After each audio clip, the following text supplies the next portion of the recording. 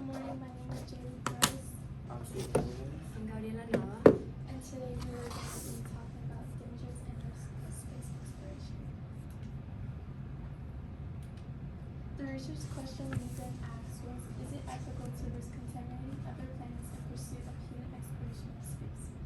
Our answer as a group is no, it is not ethical, as space exploration poses more risk than rewards, as it endangers the safety of astronauts, consumes excessive financial resources that could be better spent on Earth, and threatens planetary safety through potential contamination of other worlds. Now I'm going to talk about the economics of space. My first point is that the outcomes of space exploration destabilize the economy. Especially one of the possible outcomes of space, which is asteroid mining.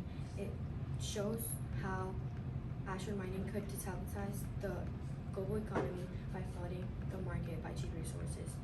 The economics of the stars, the future of asteroid mining, and the global economy shows research on asteroid mining instead of relying on hypothetical futures. My next point is the United States debt is over its tipping point. The economic trade-off shows that it isn't ethical to risk contamination in other planets when the debt of the United States is extremely high and still increasing in 2025. The article by William Carney has the United States reach its tipping point. He states that the World Bank study found when the national debt rises above its tipping point, economic growth is reduced by 0.017% for each percentage of debt above the 77% of tipping point. This shows proof that the study is created to show how national debt is still increasing and over its tipping and maximum spread. My next point is the domestic needs.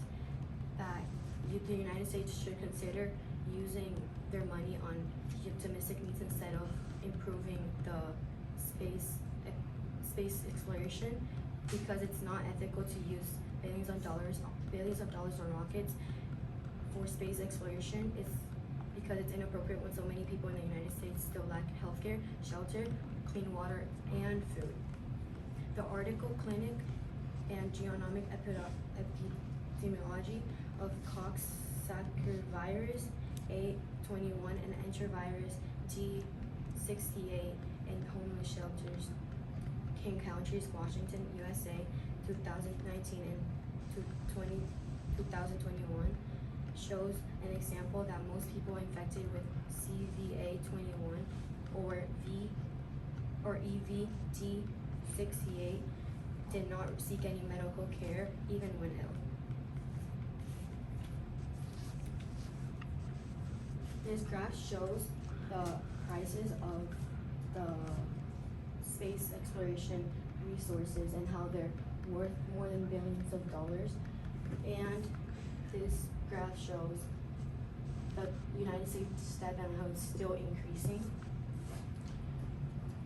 And this graph shows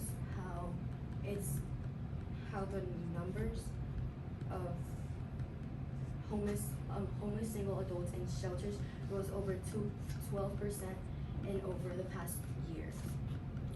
And this is just the reason why we shouldn't use that much money on space resources when we quite literally have the amount of homeless people just increasing over and over.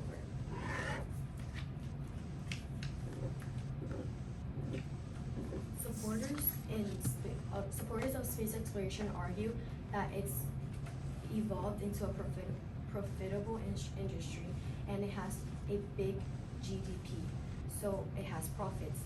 But are they talking about how huge the GDP has been, or how it's in present time?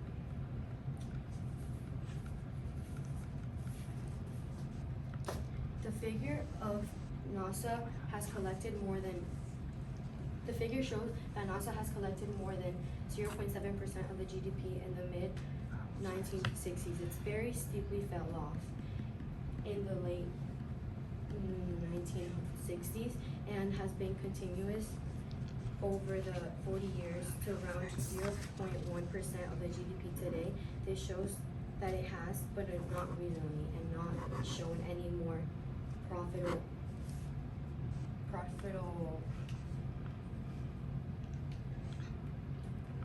benefits anymore. We also have reason to believe that the potential contamination between planets is highly likely due to the fact that we as humans have a very dangerous environmental track record. This is proven in the UN Environment Program that stated that 75% of Earth's land has been significantly altered by humans, as well as 66% of oceans having been impacted by human activities.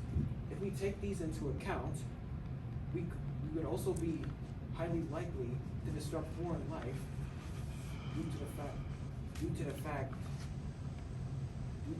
that we are so irresponsible. This combined with the factor that we don't know what's out there in space would lead to cross-contamination being inevitable.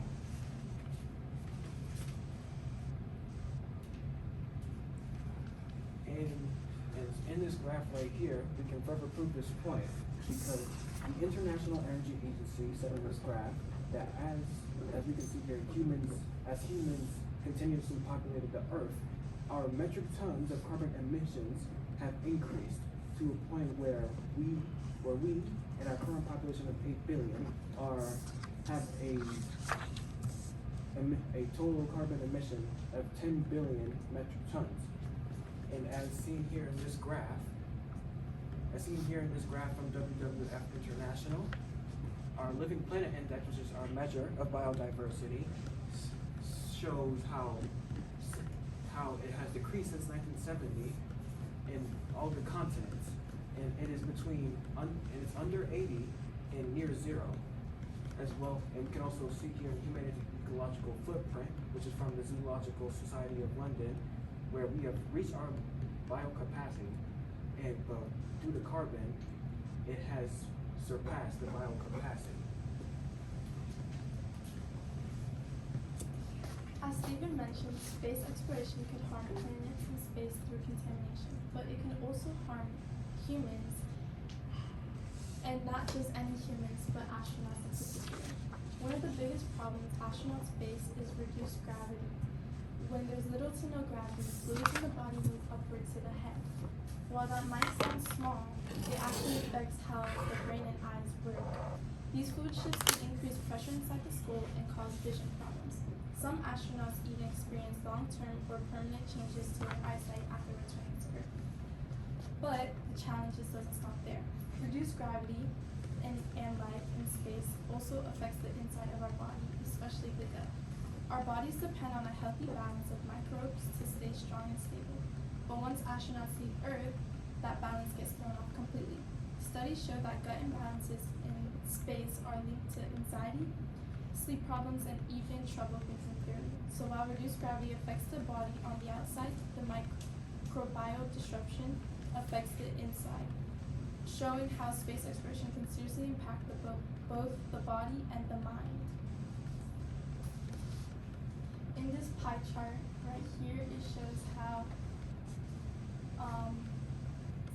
the nervous system and sensory organs and digestion, it shows when the brain and eyes are stressed, it connects to the same fluid pressure problems caused by reduced gravity, and the digestive problems also relate to the gut microbiome disruption, showing how space affects the body from the inside. Overall, this chart proves that risks are real and common and not just theories, making space travel dangerous for astronauts. A possible solution to asteroid mining is that mining is to develop reusable rockets and reduce cost. Using parts that we've already used will make the jet better because we wouldn't have to spend money on parts that we already have used and they're on perfect condition. Another potential solution is the US debt being over its tipping point, and it could involve refocusing space policies. like SpaceX or NASA, they could focus one of their points being on reducing the debt to lower it and helping the United States lower its national debt. So, a possible solution to space contamination is that we pre-sterilize spacecrafts and equipment. If we do that, then it wouldn't guarantee, but it could help mitigate the effects of cross-contamination, and we could possibly prevent it. Another solution is designing exploration zones we could design exploration zones and planets. So we can still explore the planet, but we also don't contaminate the planet as a whole. A possible solution to the effects of reduced grounding on space travelers is the mandatory use of anti-G suits, as these suits are specially designed to counteract the adverse effects of weightlessness by applying pressure to the body. In addition to physical protection, another important focus is maintaining the body's internal health. A prevention of disruption in the gut microbiome could be enhanced spaceflight diet. Studies have shown that a high fiber diet can lead to a more stable microbiome, lower stress markers, and better cognitive performance for astronauts. So, while there are solutions to these problems, there are limitations. For example, reusable rockets could lead to a reduced job sector due to the fact that space companies could fire their engineers due to the fact that they won't need them as much to make more rockets since they'll be reusable. And it could also lead to monopolization from companies, which could then lead to less competitiveness and an increased cost. For pre-sterilization, it's not a guarantee, so there's still a possibility of cross-contamination. And it would also, again, increase costs due to the fact that we need to hire more staff, we need to research more pre-sterilization, and we would also need to make more materials for that. And for an enhanced diet, while it is good for astronauts, there are logistical concerns, such as since it needs to be refrigerated, how are we supposed, the energy capacity, how are we supposed to have energy capacity? We have to also think about spacecrafts and their energy capacity due to the fact that it would be refrigerated. So while there are solutions, it still poses risks, and it's not worth it to contaminate planets so we could explore space.